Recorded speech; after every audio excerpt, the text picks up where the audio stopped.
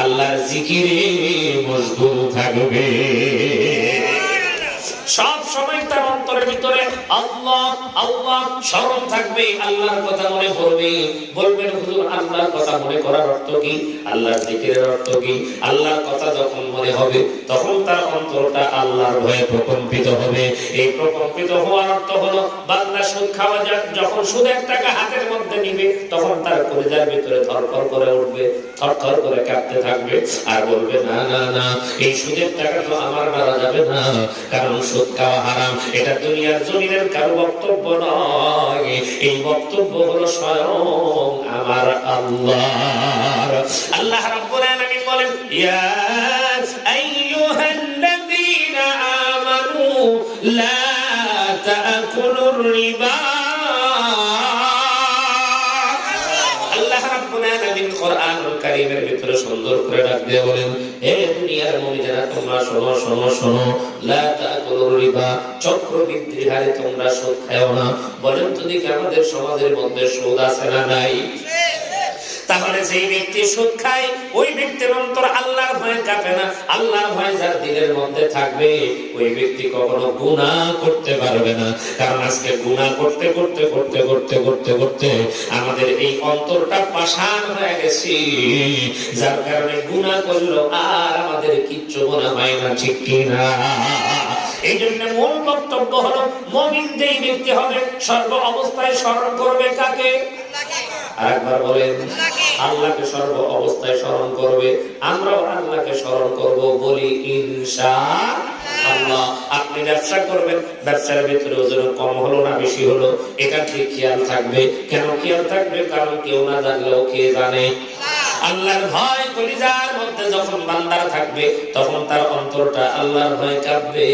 ও মুসলমান, সাহাবীরা নবীকে জিজ্ঞেস করেন ইয়া রাসূলুল্লাহ, ইয়া হাবিবাল্লাহ, হুজুর ভয় কি জিনিস, ভয় কি জিনিস, ভয় কি জিনিস? আল্লাহর নবী বলেন তাকওয়া হাউনা, তাকওয়া হাউনা। ভয় হলো তোমার অন্তরের বিষয়, ভয় হলো তোমার অন্তরের বিষয়, ভয় হলো তোমার অন্তরের বিষয়। এই কথা আমার নবী ডাকতে বলেন সাহাবীরা রে, তুমি ভয় করো কি না করো তোমার অন্তরের দিক তুমি লক্ষ্য করো, তাইলে বুঝতে পারবা। কারণ এই অন্তরটা দিয়েছেন কে? আওয়াজ করে মহব্বত দিয়ে বলেন আর একবার কে? আল্লাহ ডাক দিয়ে বলেন লাহুম কুলুবুন লা ইয়াফকাহুনা বিহা ওয়া লাহুম আ'য়ুনুন লা ইউবসিরুনা বিহা ওয়া লাহুম আযানুন লা ইয়াসমাউনা বিহা উলাইকা কাল আনআমি বাল হুম আদাল উলাইকা হুমুল গাফিলুন।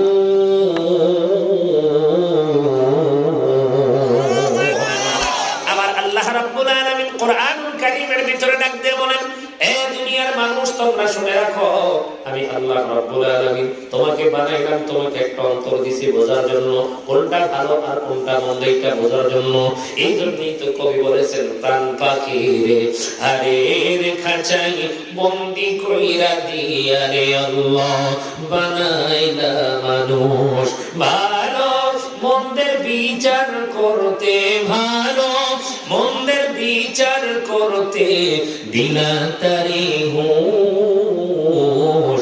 প্রাণ পাখির হারের খাঁচাই বন্দি কইরা দিয়া রে আল্লাহ বানাইলা মানুষ। চামড়া দিলে হারের ওপর গর্ভ তাদের এরই ভিতর, চামড়া দিলে হারের উপর গর্ভ তাদের এরই ভিতর, সাধা কালোর বিভেদ নিয়ে, সাধা কালোর বিভেদ নিয়ে হৈসবে বেহুশ।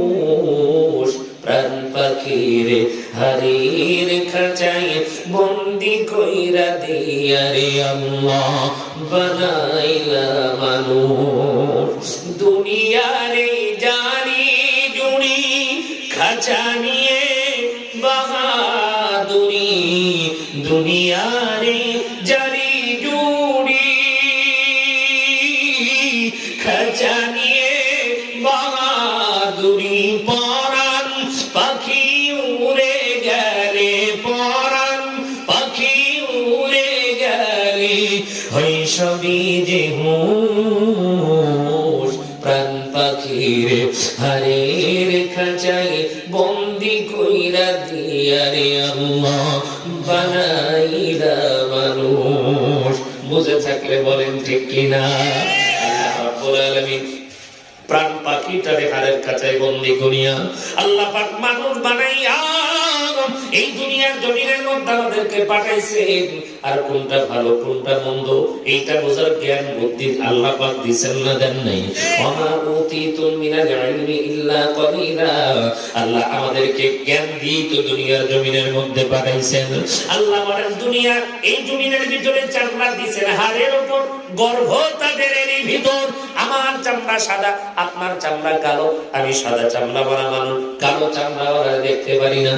একটু মোটা সোটা মানুষ, চিকনা মানুষকে সহ্য করবার পারি না। এইটা নিয়ে আমরা বাহানা করি, এইটা নিয়ে আমরা অহংকার করি।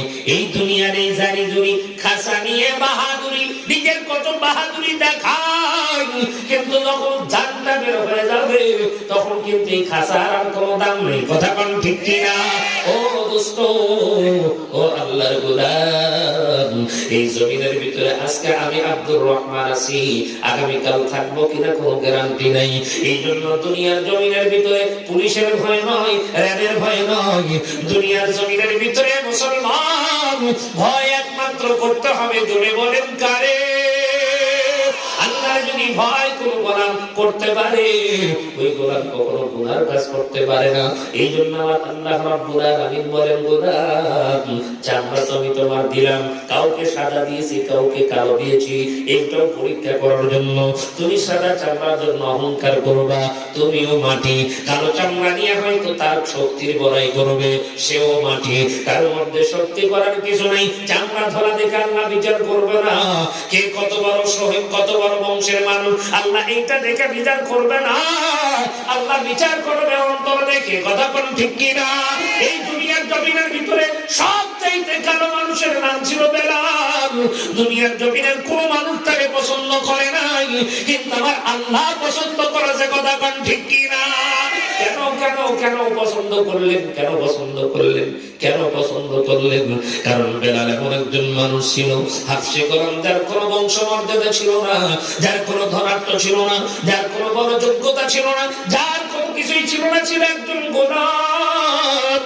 কিন্তু মুসলমান আমার আল্লাহর কাছে এত প্রিয় হয়ে গেছে। আল্লাহর নবী যখন জান্নাতে ভ্রমণে যায়, আল্লাহর নবী লক্ষ্য করে কান দিয়ে শুনতে পায় জান্নাতের ভিতরে হযরত বেলাল তার জুতা পায়ে দিয়া জান্নাতের ভিতরে হাঁটাহাঁটি করে।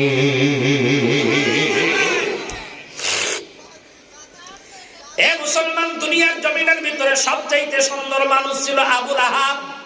কি নাম বললাম জানো? আবু লাহাব এত সুন্দর মানুষ ছিল, কিন্তু আল্লাহ পাক বলছেন তাব্বাত ইয়াদা আবি লাহাবি ওয়া তাব, তার মানে ধ্বংস হোক আবু লাহাবের দুই হস্তদ্বয়। ও মুসলমান, আল্লাহ পাক নিজে আবু লাহাবের ধ্বংসের কথা বললেন, তার যে মৃত্যুর হালত, এই খবর শুনলে আপনার আমার গায়ের লোম দাঁড়ায় যাবে। কেউ তারে ধরতেও পর্যন্ত যায় নাই, কেউ যদি তার গায়ে হাত দিতে গোশত খইসা পড়ছে। ও মুসলমান, আল্লাহর গোলাম মৃত্যুবরণ করার পরে তার লাশটা পর্যন্ত কেউ টাইনা নেই নাই। অথচ এত টাকার মালিক ছিল। যখন এই আয়াতটা তার নাজিল হয়, তখন আবু লাহাব ডাক দিয়ে কয়, টেনশন করার কোনো দরকার নাই। আল্লাহ যখন কিয়ামতে ধরবে, তখন আমি টাকা দিয়ে সব ছাইরা নিব। মানে দুনিয়ার মনে করছে ঘুষের মতো, ঘুষ দিবি সব পাস। কি আমরা এই দুনিয়ার জমিনে কেউ বিপদে বলে যায় কি দিই? কথা না, হ্যাঁ, যার আছে টাকা তার নাই কোনো ঠেকা।